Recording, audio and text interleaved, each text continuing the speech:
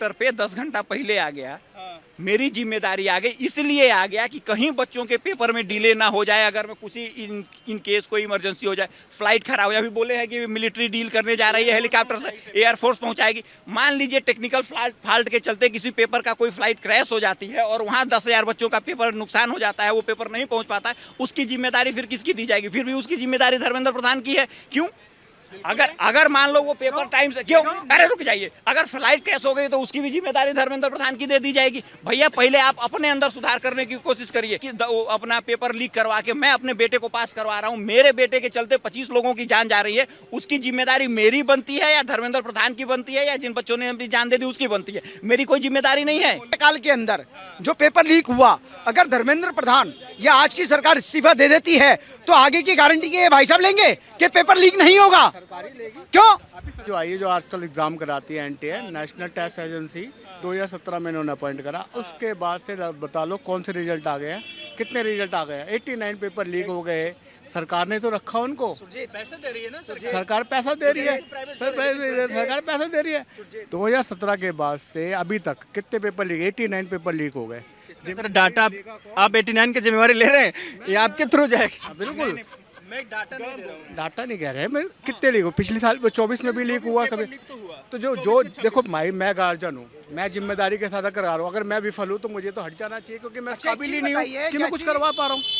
मेरे को हट जाना चाहिए क्योंकि मैं काबिल ही नहीं। मैं वही लॉजिक दे रहा था जो इन्होंने बोला। तो खाली वो नहीं, मैं मतलब केवल जिम्मेदारी इस देश में एक पेपर लीक हुआ है 2400। अरे रुक जाओ यार, 2400 से, अरे रुक जाओ, 2400 सेंटर थे। कितने सेंटर पे पेपर लीक हुआ है? शायद 5-7 जगह, वो से ज्यादा भी है। 10 पकड़ लेते हैं, 100 पकड़ लेते हैं, 2300 लोग, रुका जाओ, 2300 लोग, जो 2300 लोग हैं उन लोगों ने ईमानदारी से काम किया अपना।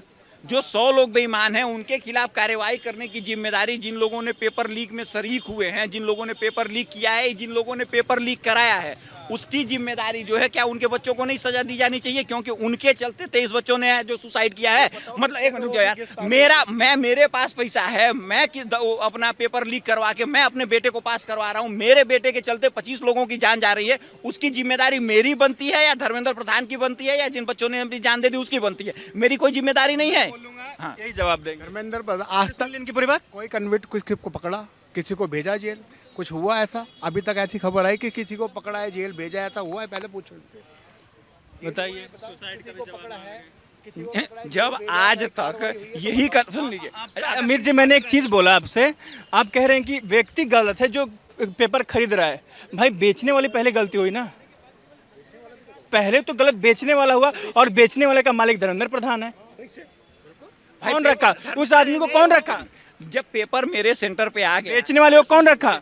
पेपर मेरे सेंटर पे 10 घंटा पहले आ गया, मेरी जिम्मेदारी आ गई, इसलिए आ गया कि कहीं बच्चों के पेपर में डिले ना हो जाए। अगर मैं कुछ इन केस कोई इमरजेंसी हो जाए, फ्लाइट खराब हो जाए, अभी बोले हैं कि मिलिट्री डील करने जा रही है, हेलीकॉप्टर से एयरफोर्स पहुंचाएगी। मान लीजिए टेक्निकल फॉल्ट के चलते किसी पेपर का कोई फ्लाइट क्रैश हो जाती है और वहां 10,000 बच्चों का पेपर नुकसान हो जाता है, वो पेपर नहीं पहुंच पाता है, उसकी जिम्मेदारी फिर किसकी दी जाएगी? फिर भी उसकी जिम्मेदारी धर्मेंद्र प्रधान की है। क्यों?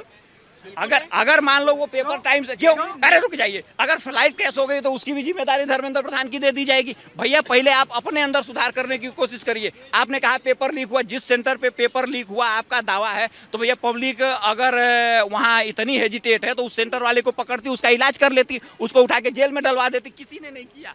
क्यों नहीं किया? क्योंकि कोई कंफर्मेशन नहीं है। मुझे पता है कि सेंटर से पेपर लीक हुआ, पूरा सेंटर ही सेटल हो रखा है तो कैसे होगा? पूरा सेंटर ही बिका हुआ है ना। 720 में 720 कैसे आ जाता है? 24 की बात कर रहा हूँ मैं। अब एक बात बताइए, तो इसमें सेंटर वाले की गलती है 100%? उसके साथ उनको, अरे रुक जाइए, मान लिया ना आपने सेंटर वाले की गलती है, अगर सरकार ये एक्शन लेती है कि जो 720 लोग थे वो उनके माँ बाप सबको उठा के जेल में डाला जाएगा, सेंटर वाले के घर तोड़ा जाए, तो क्या करेंगे आप? कर दिया जाए सब। होना चाहिए कि नहीं होना चाहिए? नहीं हुआ, नहीं हुआ न हो। क्यों क्यों नहीं हुआ? 720 बच्चों का कैरियर नहीं खराब होगा? अगर उन 720 बच्चों ने सुसाइड कर लिया तो कोई है जवाब के बाद? लॉजिक ही नहीं है, इन लॉजिकल बातों में कोई तर्क ही नहीं है। बताइए, धर्मेंद्र प्रधान के कार्यकाल के अंदर जो पेपर लीक हुआ, अगर धर्मेंद्र प्रधान या आज की सरकार इस्तीफा दे देती है तो आगे की गारंटी के भाई साहब लेंगे कि पेपर लीक नहीं होगा? क्यों? नहीं, नहीं, एक मिनट, एजुकेशन मिनिस्टर इस्तीफा दे दे, ठीक है, आपकी मांग सही है, हम मानते हैं कि पेपर लीक होना गलत है, कि आगे पेपर लीक नहीं होगा, इसकी जिम्मेवारी आप लोगे? क्यों लेंगे भाई? जो अगला शिक्षा मंत्री को वो लेगा ठीक है सरकार पे भाई। गजब। और इससे पहले 2014 से पहले जितने भी एजुकेशन में, बस सुनने पहले हो, कम बोलने गालियां बहुत देता है, मेरे को मालूम है तेरा, बेटा तूने आज नहीं दिए, इससे पहले दिए हैं, बता दूं। नहीं, वो लड़ाई नहीं करना है यहाँ पे, किसी को लड़ाई नहीं करना है, हम यहाँ लड़ाई कराने के लिए भी खड़े नहीं है, हम जेन्युइन मुद्दे पे बात कर रहे थे, कोई फालतू बात नहीं कर रहे ना, हिंदू मुस्लिम कर रहे हैं। एक मिनट, लड़ाई नहीं करना है यहाँ पे, शांति से बात हो रहा है, बात कीजिए। और मैं आराम से ही बात कर रहा हूँ सबसे, लॉजिकल सवाल पूछ रहे थे हम, क्योंकि कल प्रदर्शन है, उसी के लिए तो लोगों से जानना चाहिए ना भाई। देश विरोधी नारे तो उसके लिए दिल्ली पुलिस वहीं पे खड़ी रहती है, लठ लेके, बड़ी बड़ी, इतनी बड़ी बड़ी लाठी, 6 फीट का लाठी होता है उसका। सुनिए, देखिए ऐसा है कि जब तक सिस्टम में इवॉल्व नहीं किया जाए, रिफॉर्म करने की बात कर रहे हैं ना, सोशल रिफॉर्म चेंज होना चाहिए। कई लोग ये भी बोलते हैं कि धर्मेंद्र प्रधान इस्तीफा दे देंगे लेकिन फिर भी पेपर लीक होते रहेगा, यही सवाल बनता है। देखिए ऐसा है कि ये प्रॉब्लम जो है ना, इस प्रॉब्लम का सीधा सलूशन ये है कि आप नीट क्लियर भी कर लेते हैं, उसके बावजूद भी आपका एग्ज़ाम लिया जाएगा, और वो एग्ज़ाम कब शेड्यूल किया जाएगा इसकी कोई गारंटी नहीं है। इस तरीके से जब तक ऑप्शनल नहीं किया जाएगा तब तक इसका निराकरण नहीं हो सकता। आप एक बात बताइए, 100 क्वेश्चन से आप देना चाहिए धर्मेंद्र प्रधान को?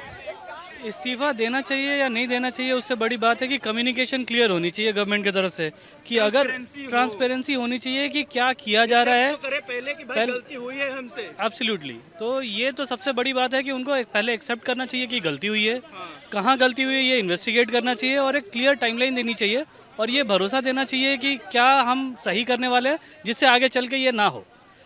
अभी अगर आप बोलते हैं कि इस्तीफा दे देना चाहिए, नैतिक जिम्मेवारी है, कई लोग बोलते हैं कि इस्तीफा दे देंगे लेकिन अगला शिक्षा मंत्री जो बनेगा फिर से होगा लीक, तो फिर क्या ऐसे इस्तीफा देते रहे और पेपर लीक होते रहे? ये है इसका क्या सॉल्यूशन हो? देखिए, इस्तीफा देना तो सोल्यूशन नहीं है, क्योंकि जो धर्मेंद्र प्रधान ऊपर बैठे हैं उन्होंने तो पेपर लीक किया नहीं होगा, जो भी किया होगा सिस्टम के अंदर ही है, सिस्टम का पार्ट है, कोई फ्रॉम बॉटम टू टॉप के बीच में कोई भी हो सकता है, there will be multiple people engaged, तो उसमें से उसको आपको आइडेंटिफाई करना पड़ेगा कि इशू कहाँ पे हो रहा है और उसको फिक्स करना पड़ेगा। ऊपर वाले को हटा देने से ये मतलब आपका ज़रूरी नहीं है कि इशू रुक जाएगा, आपको सिस्टम रिफॉर्म करना पड़ेगा। सिस्टम रिफॉर्म करने के पहले आपको कितनी चीज़ों को फेस करने पड़ेगा उसको समझने की कोशिश करिए।